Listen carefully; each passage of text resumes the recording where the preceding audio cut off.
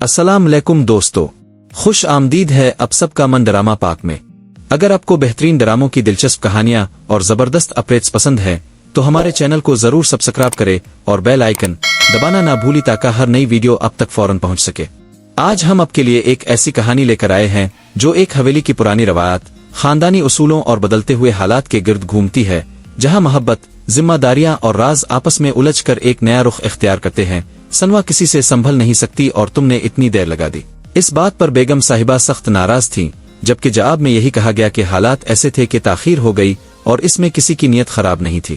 मगर बेगम साहिबा के नजदीक उसूल सबसे बढ़कर थे और वो चाहती थीं कि हर हाल में हवेली के हुक्म की पाबंदी की जाए। हुस्ना को बुलाने का मकसद ये था कि वो बीमार वालिद के पास रहे और घर के माहौल में कुछ सुकून पैदा हो, मगर अचानक इसके उम्मीद से होने की खबर ने सब कुछ बदल कर रख दिया। सोनी ने एहतियात के तौर पर इसे रोक लिया क्योंकि वो समझती थी कि इस हालत में सफर और काम इसके लिए नुकसानदेह हो सकता है, लेकिन इस फैसले को नाफरमानी समझा गया। पुराने जमाने की मिसालें दी गईं कि पहले ऐसी बातों की परवाह नहीं की जाती थी, मगर अब वक्त के साथ सोच भी बदल रही थी और औरत की हालत को नजरअंदाज करना मुनासिब नहीं रहा था। इसी दौरान समीरा और इजाज के दरमियान बढ़ती हुई दूरी एक और मसला बनकर सामने आई, जहां मोहब्बत होने के बावजूद दोनों एक दूसरे को समझने में नाकाम नजर आ रहे थे।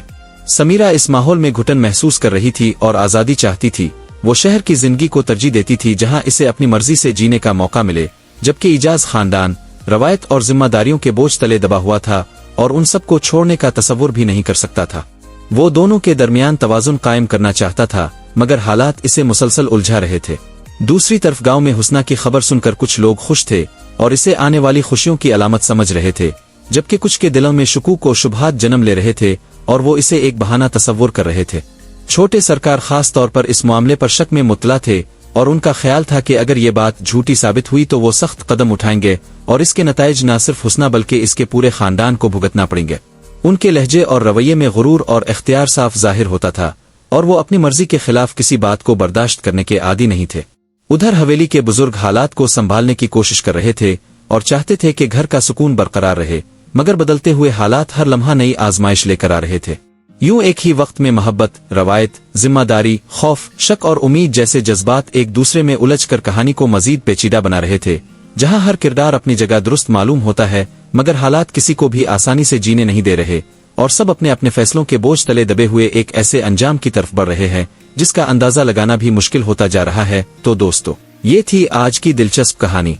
आपको ये कहानी कैसी लगी हमें कमेंट्स में जरूर बताएं। अगर आपको ऐसी ही मजीद जबरदस्त ड्रामा अपडेट्स और कहानियां पसंद हैं तो मन ड्रामा पाक को सब्सक्राइब करें और बेल आइकन जरूर दबाएं ताकि कोई भी नई वीडियो आपसे मिस ना हो। वीडियो को लाइक और अपने दोस्तों के साथ शेयर करना ना भूली। मिलते हैं अगली वीडियो में एक नई कहानी के साथ। तब तक के लिए अपना ख्याल रखें। अल्लाह हाफिज।